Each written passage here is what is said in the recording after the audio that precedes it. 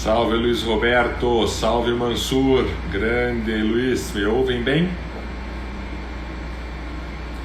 Salve Davi, grande Calil, força da advocacia. Juliano Cortinhas, nosso professor da UNB, grande figura brasiliense. Cláudia Rocha, com quem tive o prazer de escrever já 2 artigos, um já publicado, o próximo está saindo. Grande Lucas Otsuka.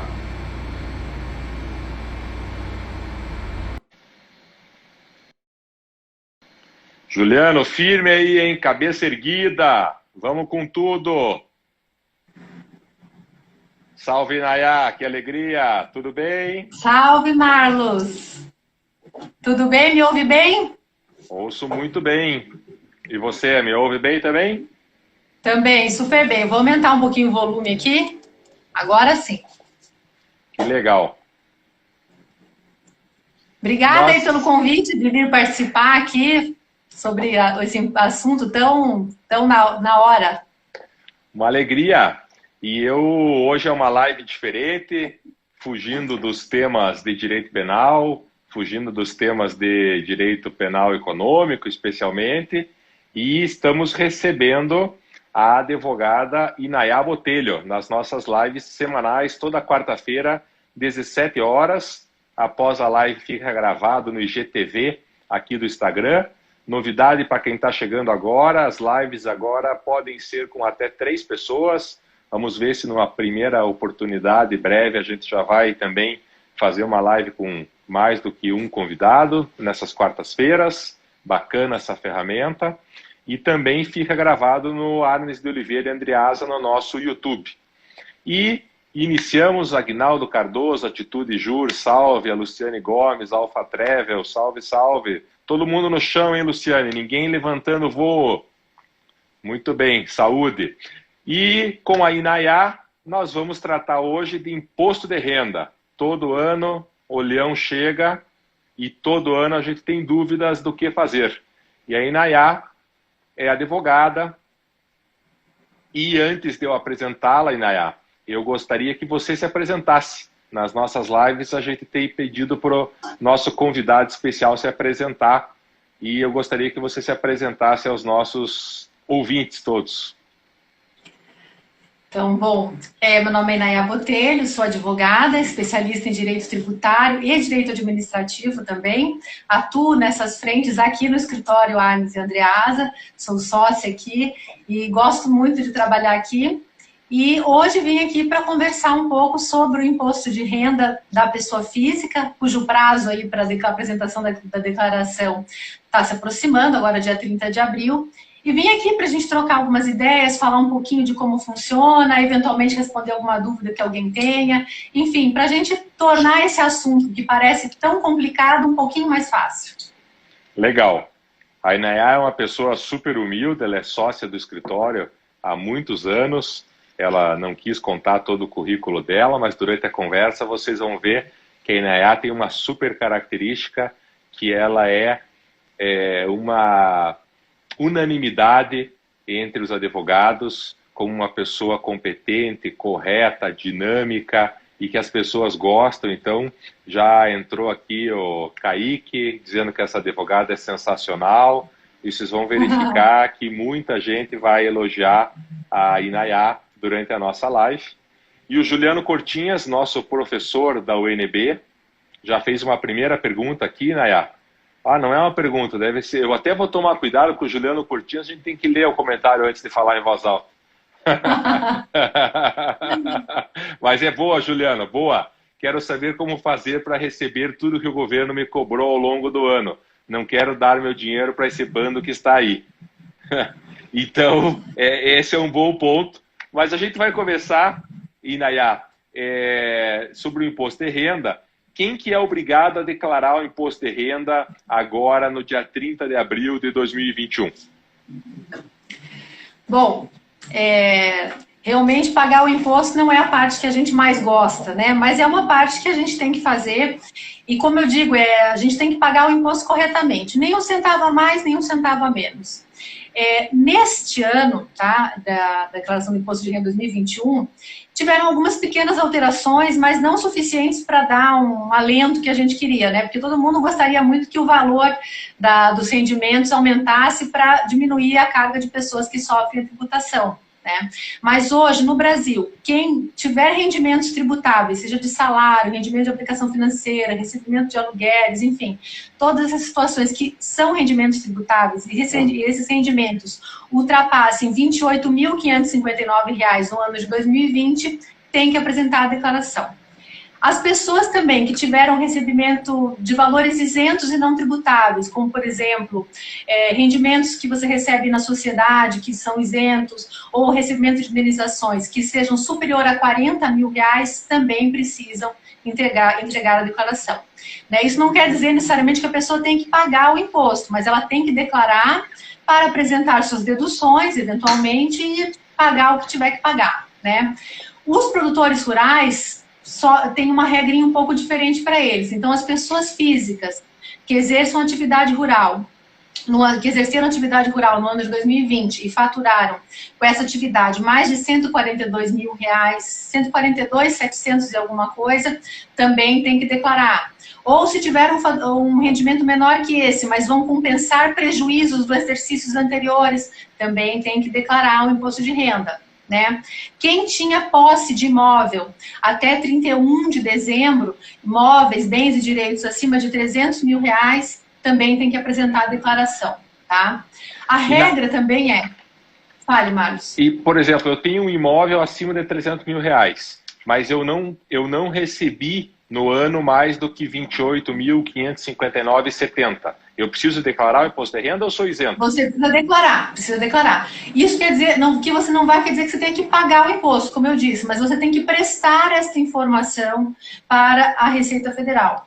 Porque a declaração do imposto de renda é uma forma também que a Receita monitora o patrimônio das pessoas, né? Então, é também necessário apresentar, tá? Se você teve rendimentos ou não. Né? E também quem está morando no exterior ou mudou-se para o Brasil no ano de 2020 e passou a ser residente no Brasil até 31 de dezembro também tem que prestar a declaração. Tá? Esse ano tem uma novidade que é o seguinte, algumas pessoas receberam auxílio emergencial por conta da Covid-19, né? E geralmente as pessoas que são, às vezes, pessoas de mais baixa renda, mas como houve uma extensa concessão do benefício, se você teve rendimentos tributáveis até R$ 22.800 e também recebeu as 9 parcelas do auxílio emergencial, aí a tua renda também vai ficar perto ali dos 28 mil e pouquinho da renda anual e você também vai ter que apresentar a declaração, tá? Essas são as regras para este ano que estão aplicáveis. Muito bem. E o nosso prazo é? 30 de abril. 30 de abril. Lembrando que a declaração, desde o ano passado, ela só é admitida na forma online pela internet, pelos aplicativos que a Receita disponibiliza. Ou pelo programa, né? Mas as pessoas que vão declarar de forma mais simples, têm outros caminhos ali de aplicativos que também podem ser utilizados para apresentar a declaração do imposto de renda. Joia. Eu vou aproveitar o gancho da Thaís, Nayá, e convidar todos que estão nos assistindo para apresentarem as suas perguntas aqui no chat. Eu já vou, conforme vocês forem fazendo, já vou transmitindo essas perguntas para a Inayá Botelho, também os seus comentários, as suas dúvidas, lembrando que ficará gravado no IGTV, então esses comentários, eles não aparecem no IGTV, mas aparecem no YouTube do Arnes de Oliveira e Andreasa. Então, os comentários são interessantes para a gente deixar o debate ativo. A Júlia Nogueira está te mandando um fortíssimo abraço aqui, né? Está dizendo que é tua fã também. E eu quero aproveitar o gancho da Thaís Fonseca. Dizer primeiro, Thaís, que fiquei super feliz com a tua pergunta. A Thaís foi nossa... participou do PEP no começo do ano, que foi um programa de experiência profissional, jovem advogada aqui em Curitiba.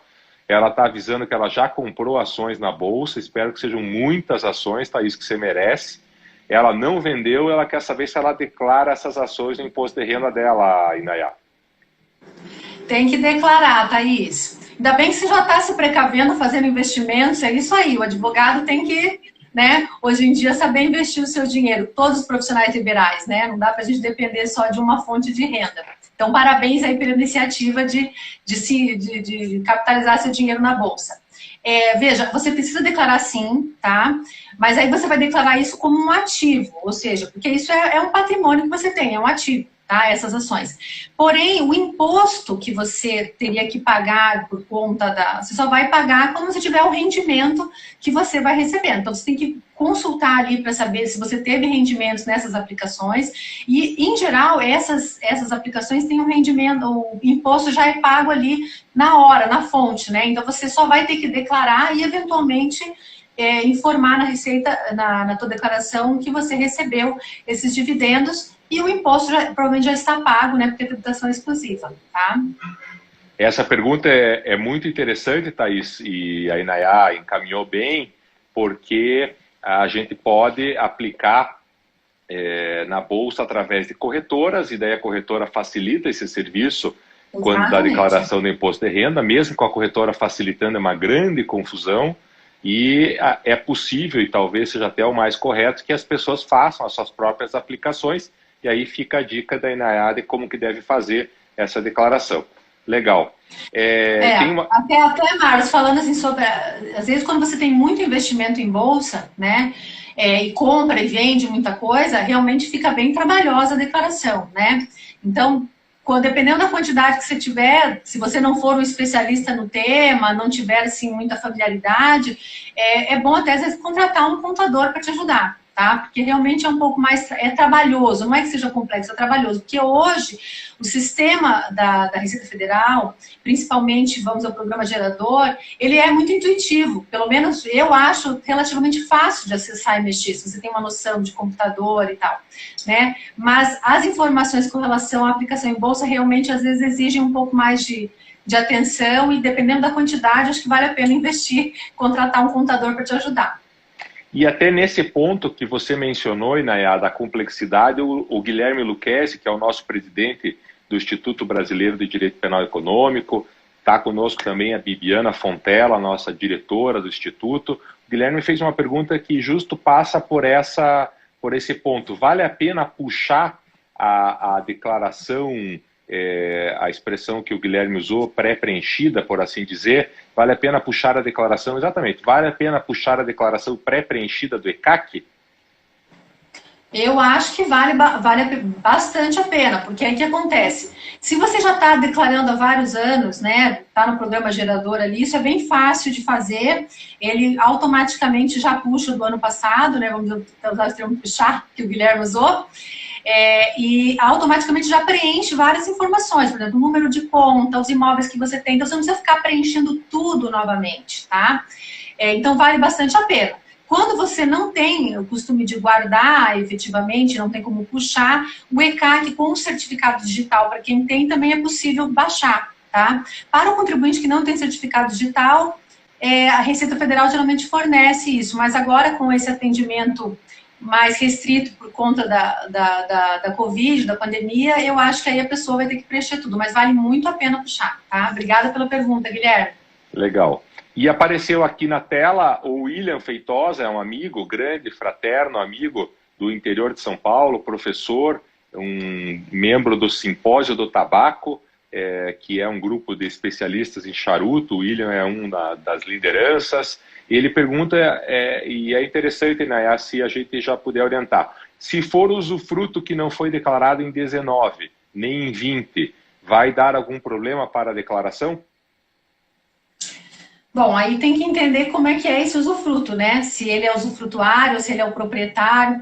Porque, em geral, quando você tem um usufruto, você recebe rendimentos desse usufruto. Por exemplo, o proprietário é uma pessoa e você é o usufrutuário. Você é que se utiliza, frui do imóvel, né? Então, se esse imóvel está alugado e você recebe os valores dos aluguéis, aí sim você tem que declarar isso na sua declaração, os rendimentos que vieram desse usufruto. Agora, se você é apenas o proprietário do imóvel usufruto, você só declara esse imóvel na tua declaração lá na tabela de bens e direitos, tá? Mas se esse imóvel, por exemplo, está alugado e quem recebe aluguel não é você proprietário, sim usufrutuário, é ele que vai ter que fazer a declaração. Não sei, assim, a pergunta é um pouco genérica, não sei se eu estou respondendo adequadamente, mas em amplo aspecto é isso que aconteceria, né? Legal. A Thaís agradeceu a tua resposta, disse que foi super didática. E no ponto da pergunta da Thaís, para quem está chegando agora, nós estamos tratando do Imposto de Renda de 2021 com a advogada Inayá Botelho, e a Inayá esclareceu a questão das ações na Bolsa, e agora tem a questão que foi trazida pelo Juliano Cortinhas, que ele faz aqui, eu não sei se é uma colaboração premiada, não sei se ele tem algum resultado nisso, mas ele indica que o Guilherme Lucchesi, nosso presidente do Instituto Brasileiro de Direito Penal Econômico, tem muito Bitcoin. E aí ele quer saber se o Guilherme Lucchesi deve declarar esses Bitcoins ou não no imposto de renda. Ele deve ter algum interesse nesse ponto, Inayá, mas a gente vamos olhar só pela parte aqui do imposto de renda. Declara Bitcoin? Declara. A Receita Federal até tem uma instrução normativa específica sobre o tema, tá? E assim, eu até puxei aqui, porque esse é um assunto que sempre gera dúvidas, porque existem vários tipos de Bitcoin, e a Receita Federal faz toda uma estratificação delas, né?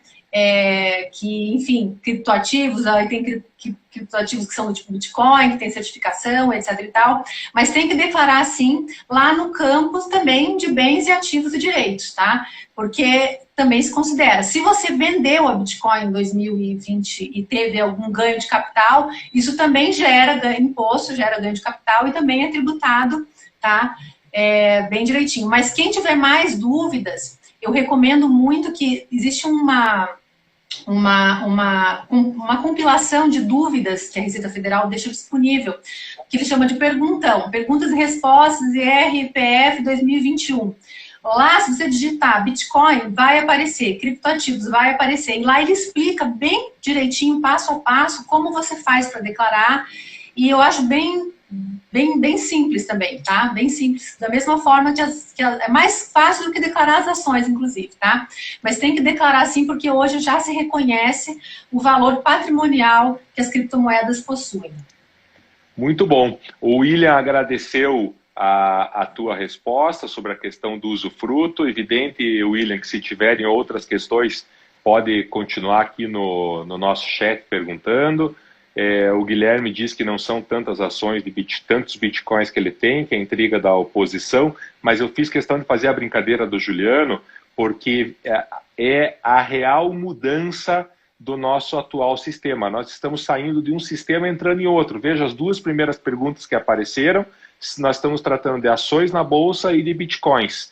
E a gente quer fazer mais uma live, possivelmente aí no início de abril, tratando de novo do imposto de renda, para aprofundar questões relativas a esse novo formato do sistema bancário, do sistema legal, das startups, enfim, como que funciona tudo isso. Hoje Exatamente. A gente está nesse panorama inicial. Ainda antes de passar eu queria entrar com você, Inayá, se vale a pena, como que a gente faz a opção, se a declaração é simplificada ou se a gente deve baixar o formulário completo, mas eu não posso deixar de mandar um abraço para Lu Dias e para Zilmara, que são minhas colegas do Bom Jesus, que estão sempre aí nos prestigiando, e trazer para você uma dúvida, Ianete Castellano Arguelles. Eu tenho uma dúvida, tive um carro em 2020 que sofreu um acidente e deu perda total. Como deu perda total, ele comprou outro, ou ela comprou outro. Devo declarar os dois? Nesse caso, se você era proprietário, você sempre tem que ter em mente que a data, a declaração da Receita Federal, a declaração que a gente presta é uma fotografia do dia 31 de dezembro de 2020. Então, você tem que ir lá em 31 de dezembro. Eu tinha qual carro em 31 de dezembro? o carro A já tinha sido furtado, então, portanto, você vai dar baixa nele, ele vai sair da tua declaração e vai entrar o carro B, que é o segundo carro que você comprou, que era o carro que você tinha no dia 31 de dezembro de 2020. Um detalhe importante é que se você recebeu, por exemplo, um seguro, tá, por conta dessa perda do veículo, do roubo, desse sinistro, esse valor de indenização, você recebe esse valor e ele é um rendimento considerado isento e não tributável, tá? Porque ele é uma indenização. Mas aí você também tem que declarar o recebimento lá no campo de rendimentos isentos e não tributáveis, o recebimento dessa indenização, porque aí deixa muito claro de onde saiu o dinheiro para você comprar outro carro, né? E a baixa desse carro também que saiu, tá? Boa!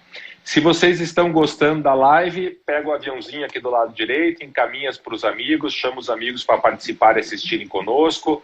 Se você quer dizer para a Inayá que está super legal a live, clica nos coraçõezinhos aí também, que ficam aparecendo aqui do lado, e a Inayá fica feliz. E um abraço fraterno para o Bernard, meu amigo do Rio de Janeiro. Saúde grande para você. E dizer, Bernard, que você é um dos mentores intelectuais destas lives que já ultrapassam um ano de live. Estamos aí com mais de um ano de live, toda quarta-feira, 17 horas. Vai sair a live sobre os royalties, que é uma dica tua, te agradeço.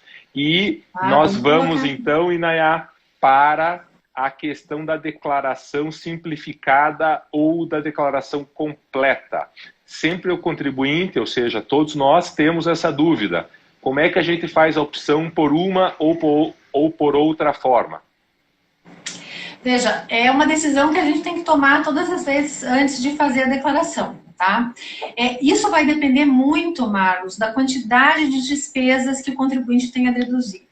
O que são essas despesas dedutíveis?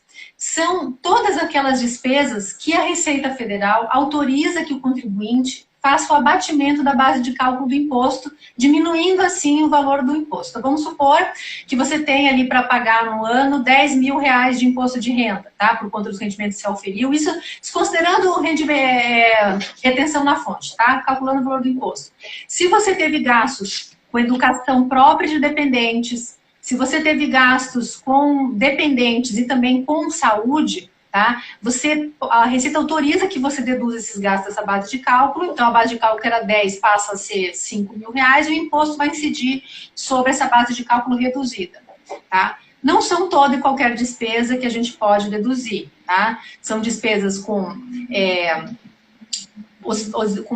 despesas médicas, com internamento, hospital, algumas próteses também, inclusive próteses dentárias, podem ser feito abatimento.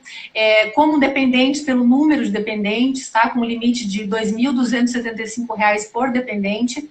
E também os gastos que você teve com educação sua ou dos seus dependentes, até R$3.561 por dependente. Tá? Você pode abater do teu imposto de renda. Então, o que acontece? Se você chega na hora de declarar o imposto, você vê que você teve muitos gastos ou com saúde, ou com estudo, ou com os dependentes, você vai querer abater todos esses gastos, aí você vai ter que fazer a declaração completa, que você vai ter que informar exatamente quais gastos você teve com esses casos. Agora, se você teve gastos pequenos, ou até que são inferiores a R$16.754, que é hoje o máximo que você pode fazer na simplificada de dedução, você deixa, então, a tua declaração no modo simples, tá? Declara de uma forma mais simples, porque aí já vai ter a dedução de 20%, limitada a esses 16.500 que eu comentei, mas você também vai ter uma declaração mais simples e fácil, tá? Agora, eu recomendo para quem teve realmente gastos altos, principalmente com saúde, porque saúde não tem limite de dedução, né? Você pode deduzir todos os valores que você gastou. Aí é importante, sim, você fazer a declaração completa, informando todos os dados possíveis e, principalmente, isso é uma coisa que cair na malha fina por gasto de saúde é quase uma certeza, se você apresentar recibos com valores muito altos, né? Então, é importante que o contribuinte tenha os documentos idôneos que comprovem essas despesas médicas, tá? Isso significa nota fiscal, quando pagou o hospital, nota fiscal que pagou o médico ou o recibo. A Receita às vezes autoriza que você, por exemplo, use o cheque que você pagou o médico ou o comprovante da TED que você fez para o médico também como uma prova de pagamento. Lembrando também que também são consideradas despesas médicas gastos com psicólogos, terapeutas ocupacionais, dentistas, tá? Então, basicamente desta forma, tá? Então, é importante essa divisão aí da simplificada ou da completa, de acordo com o número de despesas, o valor das despesas que você vai deduzir, que vai orientar nesse sentido. E nesse momento que está todo mundo de olho nas despesas com os remédios, e muita gente com despesas com vacina, nesse momento que nós estamos aí de pandemia, todo mundo de olho nisso, preocupado, nós podemos abater do imposto de renda, deduzir do imposto de renda, remédios e vacinas, Inayá? Não, a princípio não pode deduzir. Só pode deduzir aquele remédio que, por exemplo, você ficou internado no hospital durante um período, né, e o hospital aplicou a medicação em você, uma heparina, ou enfim, qualquer outra medicação que você receba durante o internamento, e isso vem na nota fiscal que o hospital emite, tá? Nestes casos, não vai, você pode deduzir, porque você vai deduzir o valor total, tá? Mas o remédio que você compra, que o médico receitou, ou a vacina que o seu filho tomou, etc e tal, não tem como deduzir, tá? Isso não tem como fazer. Mesmo para quem usa, por exemplo, medicação continuada, com valores altos todo mês, isso tudo não é... Mesmo para quem usa. Tá? O que acontece é que, assim, por exemplo, pais com filhos com deficiência, em algumas situações é possível fazer algumas reduções de gastos específicos que se tem, né? Agora, o remédio, ele entra numa categoria diferenciada. Se você, por exemplo, a pessoa que está com câncer, né? A pessoa com câncer tem uma isenção específica do imposto de renda, dependendo de algumas condições que tem que ser atingidas, né? Então, aí, de certa forma, isso já compensa os gastos que eventualmente teve com a medicação naquele período, tá? Mas, em geral, infelizmente, o nosso sistema não autoriza essa dedução com remédios. Joia. Eu quero continuar nesse tema da dedução, falar um pouquinho dos dependentes, dos filhos e outros dependentes, mas quero agradecer aqui a Ianê, que é uma amiga do Juliano, cubana, viva Cuba, e que vai declarar esse ano pela primeira vez. Um abraço para você, Ianê, obrigado pela tua presença. O William, ela agradeceu a tua resposta, Inayá. O William esclareceu que o caso lá do usufruto que a gente comentou é um sítio. O Viana está dizendo que a live é excelente, que você é uma enciclopédia, que deixa tudo super simples. E antes de eu entrar na questão dos dependentes, mas quase dependentes, a Lu Dias pergunta se os gastos hospitalares com animais podem ser abatidos. Boa essa questão, porque inclusive os animais são considerados por quem os tem, em grande parte, como se fossem filhos, e tem uma discussão judicial se os animais podem ser autores de ações, enfim, não vou entrar aqui no direito animal, que não é minha praia, mas a pergunta da Lu é ótima. E aí aproveito enquanto a Inayá verifica, mandar um abraço para o Caio, grande advogado criminalista, amigo fraterno, mandar um abraço para Madelon Ravazzi e para Patrícia, que são minhas colegas de PUC, amigas, viva, e dizer, aproveitando a presença das duas, que aqui atrás tem um quadro, esse quadro, ele é de um lugar histórico aí de Curitiba. Quem identificar esse local, não precisa nem identificar o autor do quadro, mas quem identificar esse local pode contar aqui e vai ter um brinde, um livro do IBDPE. É uma revista do IBDPE de presente para quem identificar onde fica esse local. Então, a pergunta da Lu, Inayá, sobre a questão dos animais. Boa essa, hein? Boa, essa é boa. Essa é boa. Porque, na verdade, é bem isso, né? Hoje, o vínculo que a gente estabelece com os nossos animais de estimação são vínculos fortes, né? Mas eu até dei uma pesquisada aqui para ver rapidamente e não tem previsão nenhuma, Lu. Infelizmente, hoje não existe nenhuma possibilidade de dedução dos gastos com animais. O que tem pessoas que criam animais de forma profissional, criadouros, etc e tal. Aí tem algumas possibilidades ali de você, se você faz a sua criação e usa o livro caixa, de você deduzir as despesas que você tem com essa criação. Tá? Isso você faz isso de uma maneira profissional pelo regime do imposto de renda pessoa física livro caixa. Mas, especificamente os animais de estimação, infelizmente não tem. Aí fica uma boa proposta para a gente pensar sobre isso, né? Boa. Inclusive a Tânia está esclarecendo, Tânia Chaves, que tem até planos de saúde para animais. Tem plano de saúde. E o plano de saúde pode ser abatido no nosso imposto de renda, Inaya?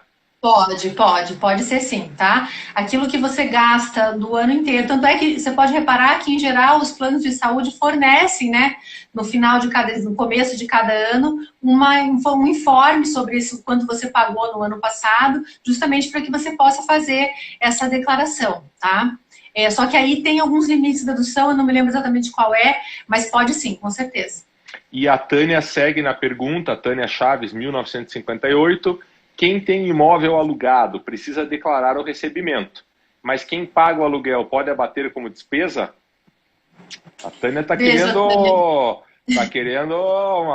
uma mágica. Não, Tânia, infelizmente, se você, como eu falei, se você exercer uma atividade profissional neste imóvel, né, e ele for alugado, e você declarar o imposto de renda pelo livro caixa, você pode até deduzir esse aluguel da tua base de cálculo da tua atividade profissional. Mas se é um imóvel para você utilizar como residência, infelizmente não. Muito bem. E aí, obrigado pelas perguntas, o chat continua aberto, nós estamos conversando com a Inaya Botelho sobre o imposto de renda. A gravação vai ficar disponível no IGTV. Se você está gostando, manda o aviãozinho para os teus amigos virem acompanhar. E também vai ficar gravado no YouTube do Arnes de Oliveira e Andreasa com os comentários que vocês todos estão fazendo na live. A Lu, por exemplo, que descobriu que tem plano de saúde e vai fazer um plano de saúde para os seus filhos, que são os animais de estimação dela que tiveram custos altos com cirurgia no ano passado. Saúde para eles e para todos nós, Lu. E aí, Inaya, nós estamos na dedução de gastos com os dependentes. Quem são esses dependentes? Essa é uma questão também muito relevante na declaração do imposto de renda. Isso é verdade, Marcos. Veja, você pode declarar como seu dependente o seu cônjuge, tá? Ou o seu companheiro. E aí a legislação tributária considera aí para fins de imposto de renda companheiro aquela pessoa com quem você viva há mais de 5 anos ou com quem você tenha filhos em comum. Tá? O filho ou o enteado até 21 anos também é considerado dependente. Tá? Se ele estiver fazendo faculdade, vai até os 24 anos de idade essa característica dele como dependente. Se esse filho ou enteado tiver algum tipo de deficiência física ou mental que incapacite para o trabalho, ele vai poder ser considerado dependente a vida toda. Tá? Então, aí os gastos com ele vão poder ser deduzidos sempre. Tá?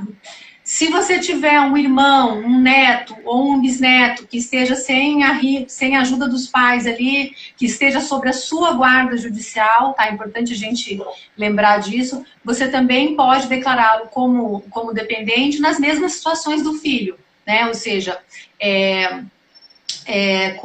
vim até 21 anos, ou até 24 se estiver fazendo faculdade, ou se for incapaz para sempre, né? Se você tem a tutela de alguém, se você é tutor ou curador também de uma pessoa absolutamente incapaz, essa pessoa também é considerada sua dependente. Então, essas são as situações básicas, lembrando também, né, que tanto para fins de declaração de imposto de renda conjunto, como também para fins de dependência, hoje a situação dos companheiros nas relações homoafetivas também são aceitas, né? Então, o companheiro homoafetivo também pode ser considerado dependente e as casais homoafetivos também podem entregar a sua declaração em conjunto, tá? Isso é uma coisa bem importante de lembrar. Foi um direito reconhecido, né? E para os casais, como é que eles fazem a opção se é melhor declarar em conjunto ou separado? Considerando a hipótese de que não seja dependente. E aqui também faço uma pergunta para você. Em que situações específicas que um cônjuge é considerado dependente? E aí, no caso de não ser dependente, por que você escolhe declarar em conjunto ou declarar em separado? Veja, o cônjuge é considerado dependente quando ele não tem uma atividade financeira que seja tributável, né? Então, por exemplo, ele não trabalha, ou ele trabalha, tem uma pequena renda, então, nos casos, ele pode ser considerado dependente, né? Mas se ele tem uma atividade própria dele, né? E principalmente se está acima dos limites da tributação, ele também é considerado contribuinte, né? E aí, nessa hipótese, há a possibilidade do casal apresentar em conjunto ou do casal apresentar em separado, né? Essa escolha também é muito particular, né? Porque hoje em dia os casais estão cada vez mais autônomos no sentido da questão patrimonial. Geralmente cada um tem um gerenciamento próprio do seu patrimônio. O regime de casamento, às vezes, já é de separação total. Mas mesmo nesses casos é possível declarar em conjunto. Eu recomendo, em geral, que os casais declarem em separado, cada um a sua, por uma questão de organização patrimonial, né? Se eles têm um imóvel em comum, um declara o imóvel numa declaração, o outro não precisa declarar na outra, tá? Agora, se eles têm muitos rendimentos em comum, vamos pensar em um casal que construiu um patrimônio, alugam muitos imóveis, tem ativos comprados juntos, rendimentos juntos, aí neste caso, talvez seja melhor apresentar a declaração em conjunto, entende? Porque senão fica muito dispersas as declarações, porque mal ou bem é o patrimônio ali que está fazendo uma gestão comum. Mas isso é uma escolha muito particular do casal e depende muito das circunstâncias, né? Eu comungo da tua orientação também. Eu acho que melhor sempre as declarações serem separadas, mas a gente tem que analisar a realidade de cada casal e esses dados que a Nayá nos trouxe sobre os dependentes, sobre os casais, as escolhas muito interessante. O William agradeceu, que você esclareceu de forma super simples. O Ricardo Abreu também está dizendo que os teus esclarecimentos estão ótimos. Entrou agora o Gustavo Alberini, para quem eu mando um grande abraço. O Gustavo perdeu a explicação dos bitcoins, mas ele é um dos maiores investidores de bitcoins hoje no mundo. Então é importante que depois você dê uma verificada. Depois eu mando um WhatsApp para você, Gustavo. Depois eu mando um WhatsApp para você. Mas tem que declarar, viu? Só dizendo, tem que declarar. Ações na bolsa que o Gustavo também tem que declarar, né, Nayá? Também tem que declarar. Você prepara aí, Gustavo. O Juliano agora vem com uma questão, e aí nós vamos entrar na questão dos valores que são declarados, mas antes eu te passo a pergunta do Juliano, Nayá. Quanto ao valor do imóvel, a única forma de alterar o valor é por meio de melhorias que fiquem, certo? Móvel embutido é diferente de móvel normal, a valorização de mercado não pode ser incluída. Tua pergunta veio exatamente na hora em que a gente iria entrar, Juliano, uma sintonia grande aí, a gente iria entrar justamente numa dúvida que é super comum de todos que fazem as suas declarações de imposto de renda, para aqueles que não fazem pessoalmente nas conversas com o contador, que é justamente o valor dos bens na declaração. Muitas pessoas têm costume de atualizar os bens, sejam eles imóveis ou veículos, enfim, nas suas declarações. É possível atualizar esses bens? E a pergunta do Juliano agora está com você, Nayá. Bem, primeira resposta, não pode atualizar os bens, tá? Isso é uma questão muito comum, porque as pessoas acham que se elas forem atualizando o valor, conforme o valor de mercado, do imóvel principalmente, quando chegar lá na frente, elas vão ter um ganho de capital menor, né? Se elas venderem esse imóvel, e aí é uma tentativa até de reduzir o impacto da tributação lá na frente. Mas a verdade é que a Receita Federal não autoriza que isso seja feito. O valor que nós temos que declarar tanto para bens imóveis, como para veículos, enfim, todos os bens que têm um valor um pouco mais substancial, é o valor do custo de aquisição. O que é esse custo de aquisição? É o valor pelo qual você comprou o imóvel ou o bem. Então, foi na concessionária, comprou o veículo. É o valor que está na nota fiscal emitida pela concessionária. Ponto final. Esse é o valor do teu custo de aquisição e você vai repetir ele para sempre enquanto você tiver o veículo. A mesma coisa o bem imóvel. Comprou o imóvel. Aquele valor que está na escritura pública de compra e venda, ou quando você faz contrato com imóvel financiado, que você está ali comprando o imóvel, e é uma escritura, é um documento particular, um contrato do banco, é aquele valor, o valor do imóvel, o valor de avaliação, que é o custo de aquisição. E você vai declarar ele uma vez e vai repetir este valor para sempre até você vender o imóvel. A única exceção que temos prevista são os imóveis adquiridos antes de os imóveis que já existiam antes de 94, ali, 95, né? Lembra 94 teve o Plano Real? Então, tem uma tabela de conversão ali pelo FIR que autoriza que você pegue o valor antigo do imóvel e coloque num valor que espelhe o valor da moeda que a gente tem hoje, tá? Então, é a única possibilidade que tem.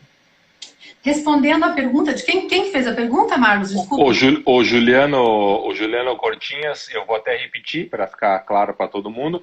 Quanto ao valor do imóvel, a única forma de alterar o valor é por meio de melhorias que fiquem no imóvel. Certo? Ele pergunta, certo? E aí ele pergunta, o móvel embutido é diferente de móvel normal? E aí ele está perguntando, da valorização de mercado não pode ser incluída.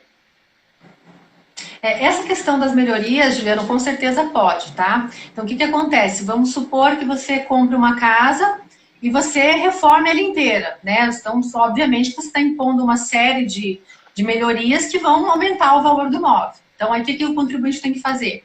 Ele tem que pegar todos os documentos fiscais idôneos, né? E quando eu falo essa marca, esse idôneo, porque é importante que a documentação tenha lastro, seja verdadeira, de todos os valores que você gastou. Por exemplo, na demolição, na construção de novas partes do imóvel, nas melhorias todas que você fez, você guarda os documentos e aí você acrescenta este valor no seu valor de custo de aquisição.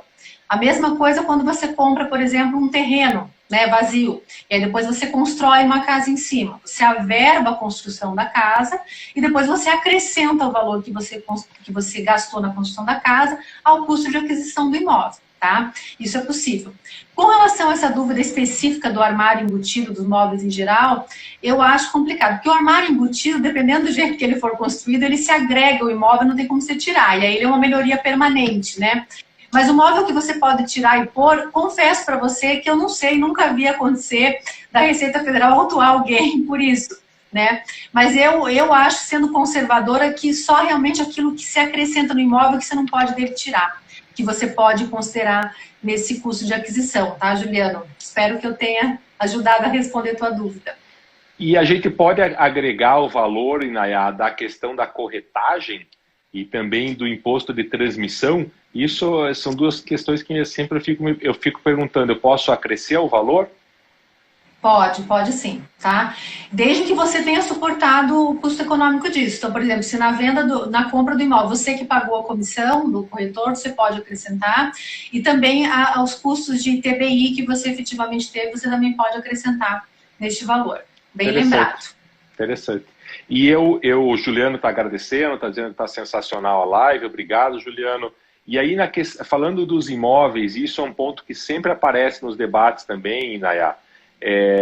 A gente pode ter um ganho de capital na compra e na venda de imóveis. Primeiro, eu acho que é importante explicar, nem todo mundo é da área jurídica, então o que é esse ganho de capital, ou nem todo mundo é da área de contabilidade, o que é o ganho de capital, e tem uma regra de isenção aqui, quando a gente compra e vende imóveis residenciais. Como é que funciona essa regra de isenção? Porque isso é muito falado e pouca gente entende disso. Aproveito para cumprimentar também CFA Contabilidade, Cleison de Ponta Grossa está agradecendo, que é um conteúdo de muita qualidade. E eu já volto na tua pergunta, né, mas vou pedir para o Luiz Roberto, que está aqui fazendo os bastidores, anotar que a Luciana Dias nos recomendou uma live sobre crimes virtuais. Dizer para a Inayá que teu comentário com o Gustavo Alberini foi ótimo, que ele vai retificar as últimas declarações para incluir os bitcoins. E aí nós ainda vou depois sortear ou dar de presente o livro para vários que já responderam. Está em aberto aqui esse quadro aqui atrás. Aonde é o quadro? É um lugar icônico de Curitiba. E aí a Inayá, olha aí, ó, falei do quadro, entrou Robson Krieger. Robson, você não pode responder.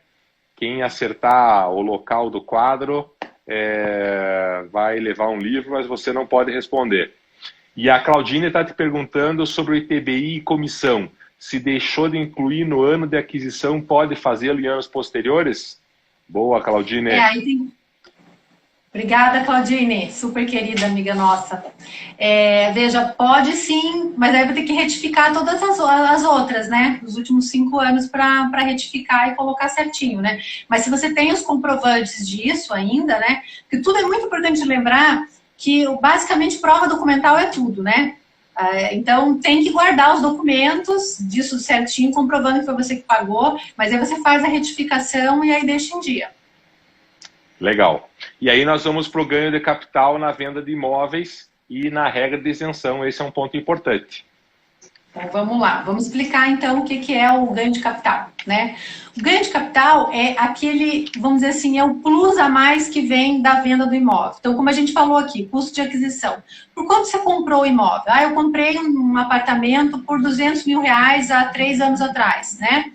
Pagou R$200 mil, mas houve uma melhoria no mercado imobiliário e agora esse mesmo apartamento que você comprou por 200 está valendo 400. Né? E você vende ele por 400. Então, essa diferença entre o valor da venda e o valor do custo de aquisição é considerado um ganho de capital. Tá? Felizmente, se o imóvel foi vendido até R$400 mil e é teu único imóvel e é teu imóvel residencial, você entra numa regra de isenção que vale para todo mundo, ou seja, imóveis até R$440 mil, você vende o imóvel e não tem é isento do ganho do imposto do ganho de capital. Tá?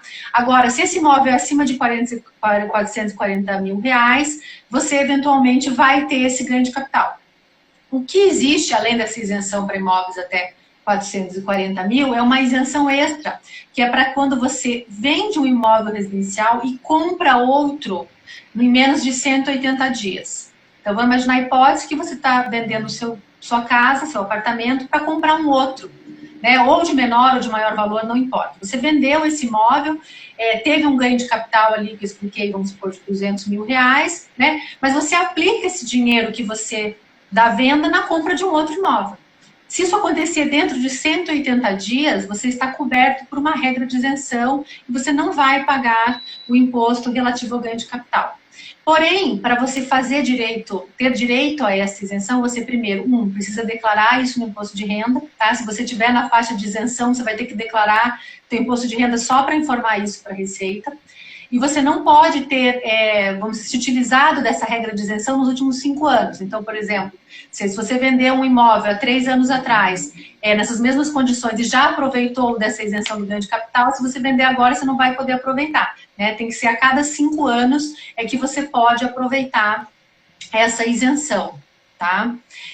Só vale para venda e compra e venda, por exemplo, não vale se você vender o imóvel para construir outro, aí infelizmente não se aplica essa regra, tá? E basicamente é isso, o contribuinte tem que residir no Brasil também. Tô olhando a minha colinha aqui, porque é tanta informação, né, que não dá pra gente confiar só na memória, não. Legal, muito explicativa essa questão. Eu mesmo tenho dúvidas sempre com essa questão do ganho de capital e sobre esses dados que a Inayá nos trouxe. O Cleison de Ponta Grossa, que é contador, está dizendo, e é pura verdade, sou testemunha disso, que a juntada de documentos é sempre crítica, e além da execução do serviço, os contadores têm o papel de instruir os contribuintes, pura verdade. A Claudine está elogiando você, querida e competentíssima Inayá, e aí eu quero convidá-los, porque todos os anos a Inayá faz uma explicação sobre o imposto de renda. No ano passado ela gravou uns vídeos que estão no canal do YouTube do Arnes de Oliveira e Andreasa, estão nas páginas das redes sociais. Nós estamos também, através da Inayá, atualizando os posts com as principais dúvidas desse ano, e eu convidei a Inayá para gravar um podcast que nós estamos lançando aqui no escritório também, se der certo. E nós voltamos num segundo tempo dessa live, no final de março, começo de abril, aprofundando. Hoje foi esse olhar mais genérico e que realmente trouxe já ações, trouxe bitcoins, trouxe uma série de dúvidas super importantes, a gente conversando, vê como todo mundo tem dúvida, e a gente volta numa segunda live, aprofundando, quem sabe, com a questão das startups e questões novas. E eu ainda temos tempo, o Maurício Nunes está nos perguntando, e daí com a pergunta dele a gente pode encerrar, Inaya. Quanto a ganhos e perdas no mercado de capitais, ações, opções e outros derivativos, o pagamento do imposto de renda é sempre que é apurado saldo positivo, sem limite de retroação ou tem algum limite? Não sei se a Inaya quer entrar nessa hoje ou se a gente vai voltar com esse tema, porque é justamente um dos pontos que a gente quer jogar para a nossa segunda live, porque isso é um ponto bem específico. Eu não posso deixar de mencionar a Juliana Bertoldi, que já tinha te mandado um super elogio e está dizendo de novo agora que é super bom te ouvir, que você é super didática. A Ana Carolina, a advogada também está aqui agradecendo. A Cristina Langner também, dizendo que você é muito clara e competente nas explicações. Aí a pergunta do Nunes, você que decide se a gente entra hoje ou se nós deixamos para live do final do mês, começo de abril. Não, eu acho que nós vamos deixar para a próxima, até para garantir a audiência dele. Porque nessa próxima, a gente vai falar só sobre tributação na pessoa física com relação a investimentos no mercado de capitais, investimentos fora do país. Vamos falar também do investidor anjo, das características. Então, assim, convido você para assistir a próxima, até porque confesso para você que essa pergunta tua é difícil, eu vou ter que estudar para ela. Mas vou te responder.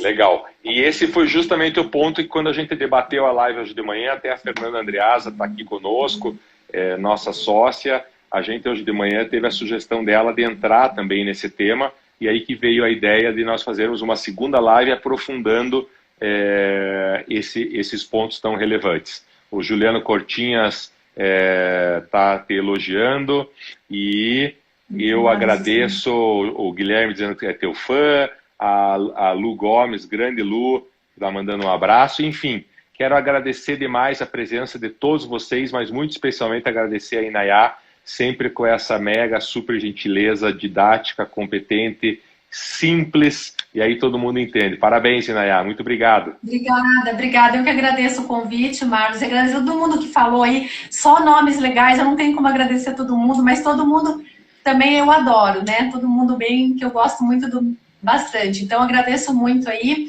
E fico também à disposição aí. Vamos convidar todo mundo para a nossa segunda live.